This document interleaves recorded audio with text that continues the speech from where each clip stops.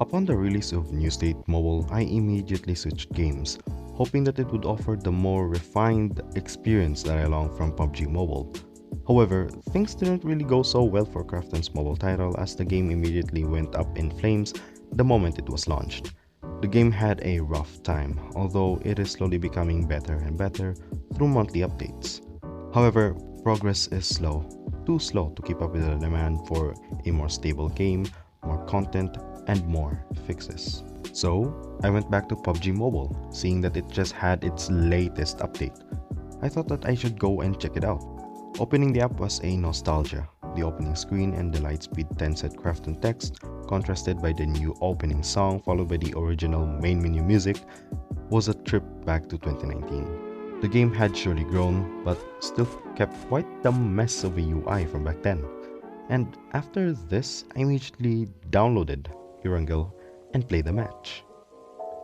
To my surprise, I found my experience to be quite the mixed bag. The game was different from New State Mobile, with it being faster. Vehicles didn't take forever to accelerate. They also felt as if they were stuck to the ground, which was good. There was fatigue up on landing after falling from quite a height. Guns were easier to control even whilst on a car. Audio cues were pronounced and could easily be heard, allowing you to quickly determine the general direction of the enemy gunshots. Enemies were easy to spot. The game ran smooth without any issues, like my phone didn't turn into a freaking toaster. The game was just good. In this game, I found more players per match and was able to get into lobbies far quicker, which is something to be expected from a game with more players than New State Mobile. And I also found myself to prefer PUBG Mobile's version of Erangel because it was just better to play on due to the number of trees that served as cover and dynamics. The dynamic it offers was, as you can see in this gameplay, pretty good. But then, things such as the poorly made controls really annoy me.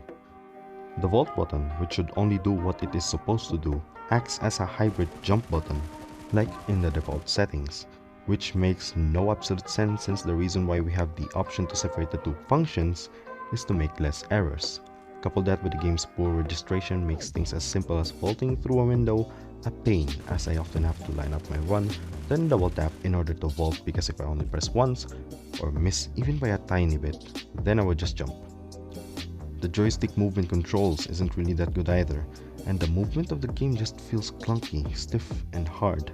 Then there's also the camera, which when moving to avoid obstacles or a wall has this slow zoom out animation as it goes back to its original position. And the left lean angle is not the same as the right lean angle, which results in an awkward experience. The game is just a muddy mess. I feel like Lightspeed isn't doing this game any justice. I know they have the ability to provide a better gameplay experience, like in Apex Legends, for example. It's been more than 3 years and the game still has the crappy controls. But within those 3 years, the game has also grown into something that, I admit, to be quite the satisfactory experience. It's not as saturated as Godem that it will make me feel bored in the long run, but not as hard as New State Mobile that it makes me quit the game due to the difficulty. It's a balance in which a casual like me can just hop in and enjoy a match, and I like that. I just hope the devs would do something about the controls because, to be honest, that's really the only bad thing about this game. The rest is already pretty good. That's all I have to say. Thank you for watching. Enjoy the rest of the video. Peace.